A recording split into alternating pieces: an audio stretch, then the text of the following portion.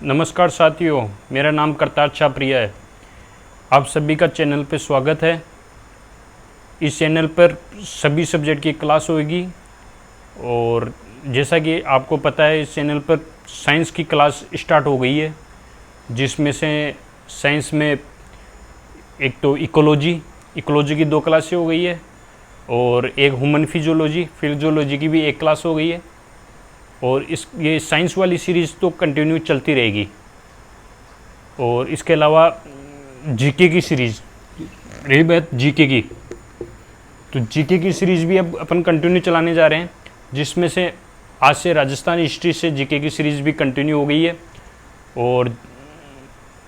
और जैसे कि आप जानते हो कि राजस्थान का एग्ज़ाम है, तो राजस्थान के एग्ज़ाम में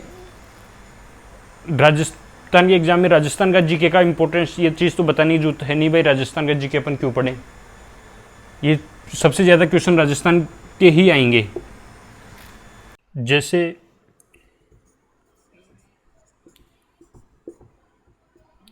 आरएस और आरपीएससी का कोई भी एग्ज़ाम हो, जैसे first grade, second grade, third grade teacher, और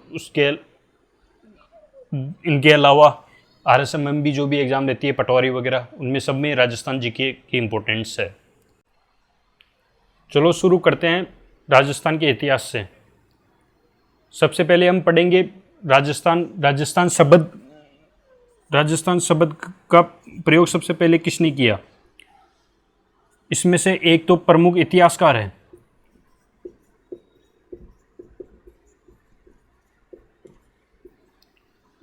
जो कि आप सभी जानते होंगे, उसको राजस्थान के इतिहास का जनक भी कहते हैं।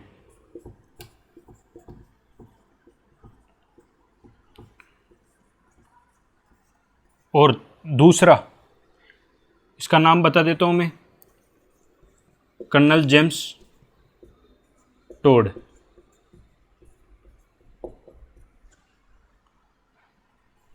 और दूसरा है George Thomas.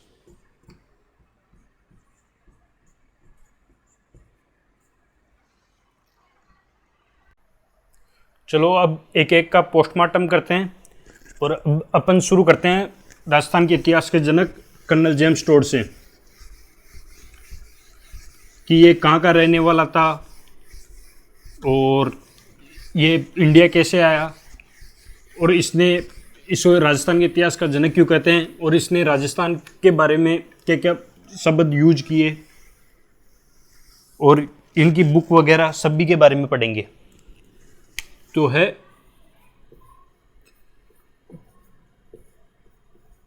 Colonel James toad.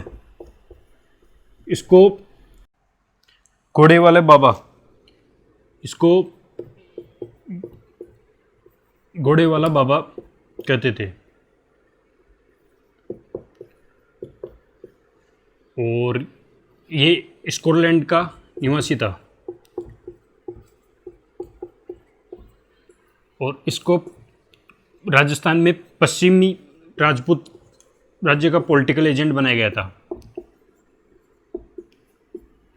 और इसे, जैसा कि मैंने पहले बताया, इसको राजस्थान के इतिहास का जनक भी कहते हैं। और यहाँ पे इसने राजस्थान के लिए राजस्थान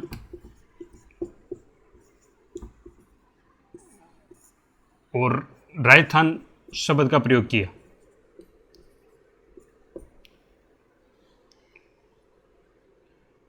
और यहाँ पे इसने दो पुस्तकें लिखी, जिसमें ही पूरे राजस्थान के इतिहास का वर्णन मिलता है। जिसमें से पहली थी the annuls and antiquities of Rajasthan,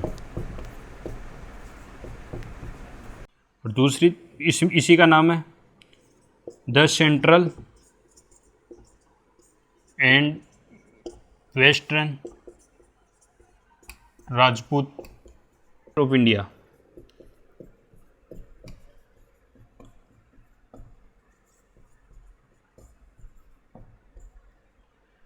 travels in western India.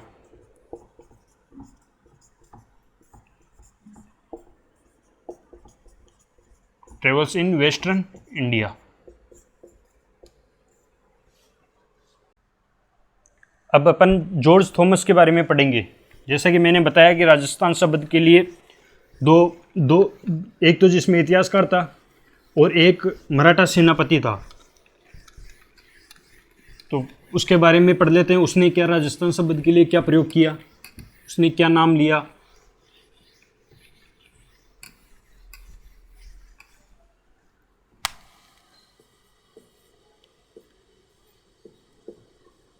George Thomas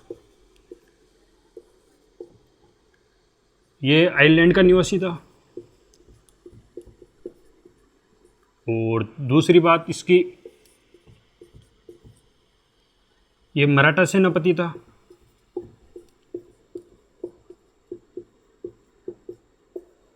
और इसकी तीसरी बात,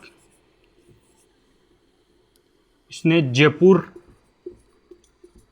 उदयपुर और बीकानेर पर आक्रमण किए थे।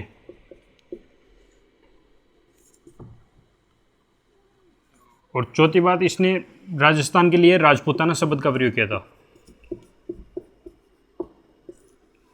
और इसी का जॉर्ज थॉमस का एक दोस्त था, विलियम फ्रैंकलिन। क्या नाम था? विलियम फ्रैंकलिन, जो अपने दोस्त जॉर्ज थॉमस पे इसकी जो युद्ध वगैरह थे, या इसमें जो राजस्थान आया ये, जैसे जयपुर, उदयपुर, बीकानेर, तो इसने यहाँ क्या क्या किया उसके बारे में पूरा इसने अपनी बुक में एक military memory of George Thomas.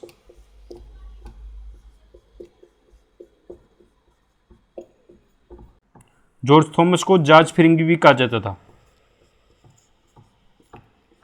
George फिरंगी।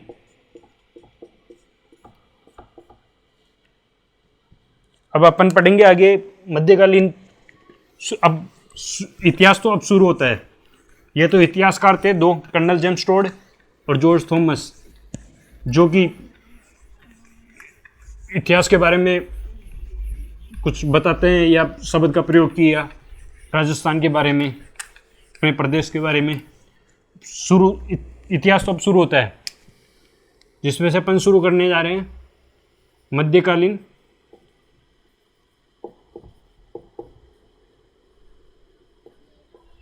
राजस्थान का इतिहास।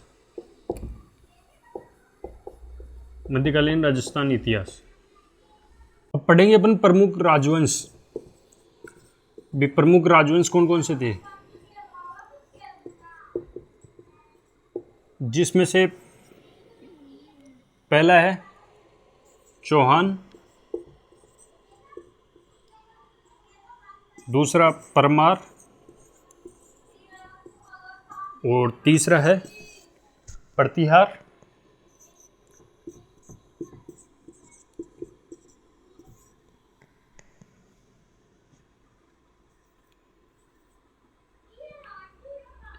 और फिर है गुहिल, जिसको जो सिसोदिया भी कहते हैं, मेवाड़ वाले। और उसके बाद में है राठौड़, मारवाड़ वाले। और उसके बाद में है कौन कौन से आ गए? चौहान, परमार, प्रतिहार, गुहिल, राठौड़ और कछुआ, आमेर वाले। और इनके अपन पढ़ेंगे सांस्कृतिक और राजनीति,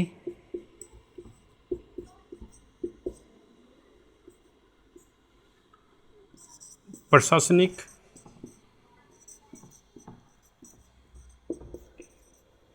और चौथे नंबर की है राजस्व। और अब इसमें पढ़ेंगे अपन चौहानों का इतिहास, उनका उत्पत्ति काल। चौहानों की उत्पत्ति कैसे हुई। प्रमुख इतिहासकारों ने अलग अलग बताया इनकी उत्पत्ति के बारे में।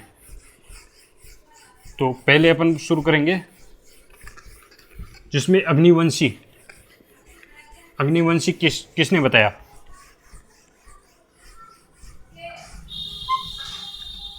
अग्निवंशी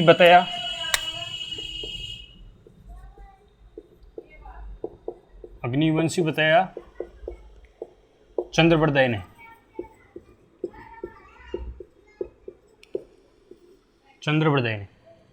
और ये चंद्रप्रदाय एक माउंट आबू जगह है, शुरू में पड़ता है। उसमें वहाँ पे एक ऋषि थे, ऋषि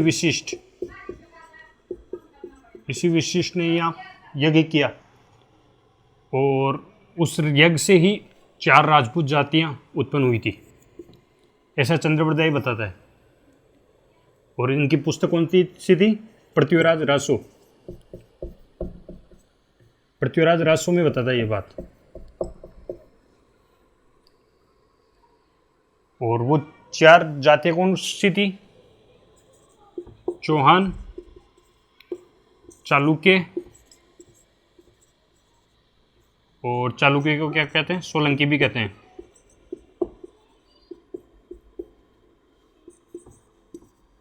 और तीसरे नंबर की परमार, और चौथे की प्रतिहार। और इस सिद्धांत का चौहानों को अग्निवंशी बताने वाला सिद्धांत के 2 इतिहासकार हैं जिन्होंने समर्थन भी किया। एक तो नैन्सी और सूर्यमल मिश्रण ने इनका समर्थन भी किया। और आगे पढ़ेंगे अपन सूर्यवंशी कि चौहानों को सूर्यवंशी किसने बताया।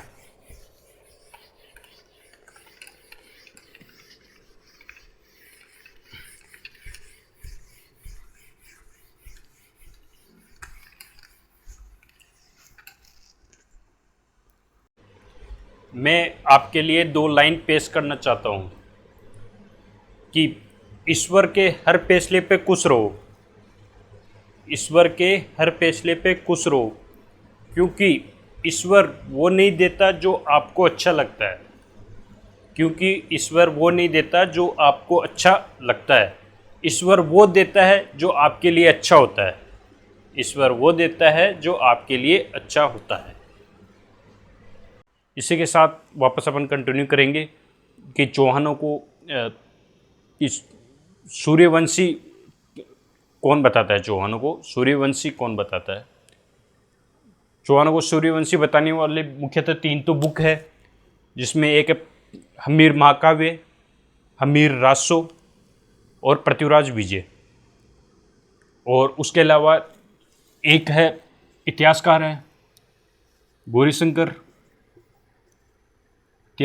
गौरीशंकर हीराचंद ओझा। और उसके अलावा विग्रह चतुर्थ का अजमेर अभिलेख ये बताता है। मतलब इसमें टोटल 5 है, 3 तो बुक है और 2 इतिहासकार है, या एक इतिहासकार और एक राजा है। आगे चौहानों को चंद्रवंशी कौन बताता है। चौहानों को चंद्रवंशी हांसी अभिलेख से, हांसी हरियाणा में पड़ता है, और अचलेश्वर महादेव मंदिर अभिलेख से इसकी जानकारी मिलती है कि चौहान चंद्रवंशी थे। और चौहानों को ब्राह्मण कौन बताता है, या ब्राह्मण की जानकारी कहाँ से मिलती है। चौहानों को ब्राह्मण बताने वाले सबसे पहले तो सबसे इंपॉर्टेंट बिजोली अभिलेख,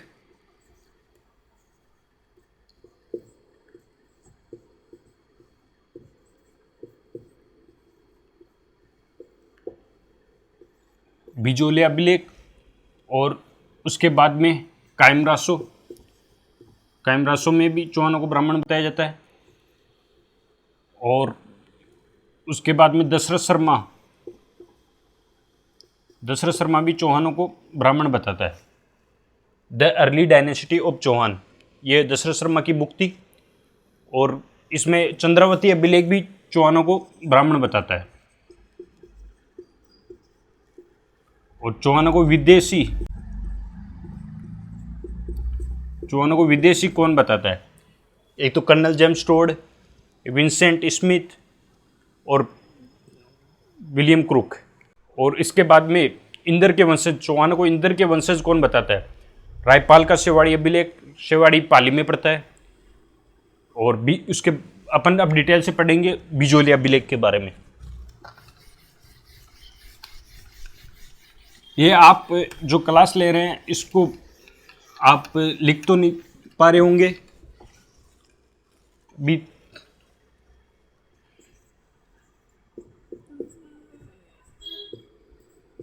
बिजोलिया अभिलेख,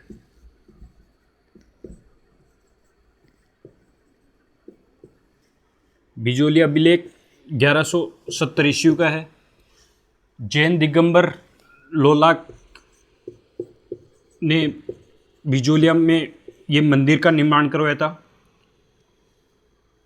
और यहाँ पे ये मंदिर सोमेश्वर के शासनकाल में बनवाया गया और सोमेश्वर ने इस मंदिर के लिए रेवणा नामक गांव दान में भी दिया था। और इस अभिलेख से बहुत जानकारी मिलती है, जैसे कि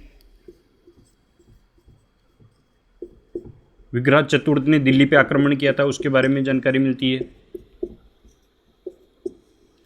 और जैसे वासुदेव ने सांबर झील का निर्माण करवाया, उसके बारे में जानकारी मिलती है। और जैन तथा शैव तीर्थों के बारे में यहाँ से जानकारी मिलती है।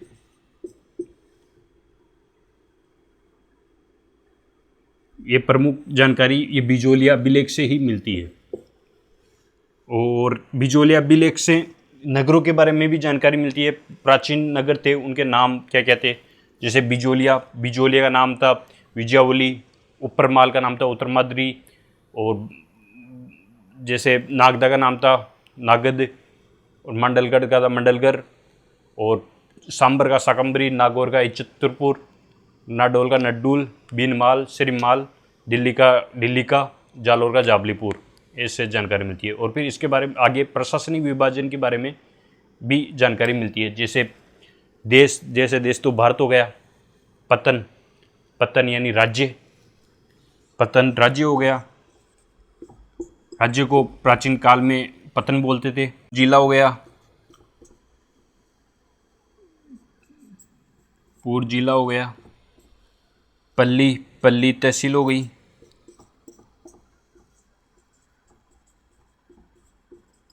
और ग्राम वही गांव हो गया।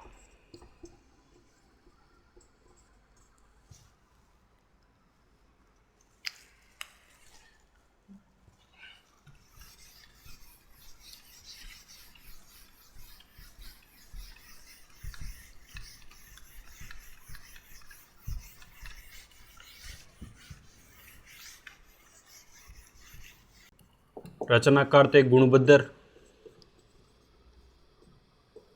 और लेखक गोविंद। लेखक था केशव और उत्कीर्णक किया था गोविंद ने। उत्कीर्णक गोविंद ने किया था। और इसके बाद में अपन पढ़ेंगे कायम रासो के बारे में।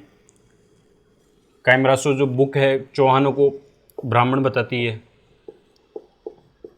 तो ये फतेहपुर के नवाब कायम खानी नवाब, फतेहपुर के कायम खानी नवाब ने ये बुक लिखी थी। और उसके आगे अपन पढ़ेंगे चौहानों का उत्पत्ति स्थल। चौहानों का उत्पत्ति स्थल था सपादलक्स, जो सांबर झील के आसपास का क्षेत्र था।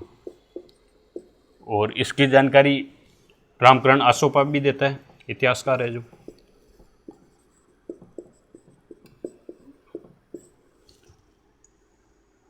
और चौहानों की पारंपरिक राजधानी जैसे आप सभी को पता है चित्रकूट नागौर थी। और अब चौहानी रियासतें कौन कौन सी थी? चौहानी रियासतें थी, मैं आपको डिटेल से बता देता हूँ। एक तो सांबर और अजमेर रियासतें, और दूसरी जैसे रणथंबोर, तीसरी नेपाली, और चौथी थी जैसे सिरोही, पांचवी थी जैसे जालोर, छठी थी जैसे बूंदी, सातवीं जैसे कोटा। अब हम आगे पढ़ेंगे कि चौहानों का इतिहास डिटेल से पढ़ेंगे। रियासतों में अलग अलग रियासतों की पूरी डिटेल पढ़ेंगे। जैसे अपन सांबर या अजमेर के चौहानों का इतिहास से शुरू करेंगे।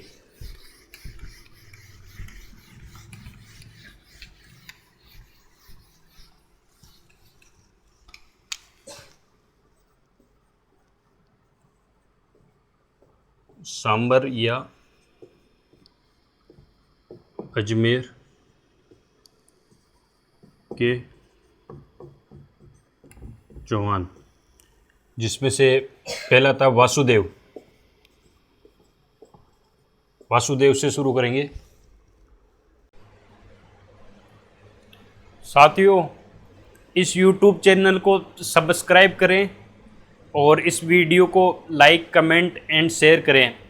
अपने सभी साथियों के साथ, दोस्तों के साथ, भाई बहनों के साथ इस वीडियो को शेयर करें। जो भी सेंट्रल लेवल की या स्टेट लेवल की PCS की या अदर कोई भी कंपटीशन एग्ज़ाम की तैयारी करते हैं, उनके साथ, स्टूडेंटों के साथ, सभी के साथ शेयर करें। Thank you.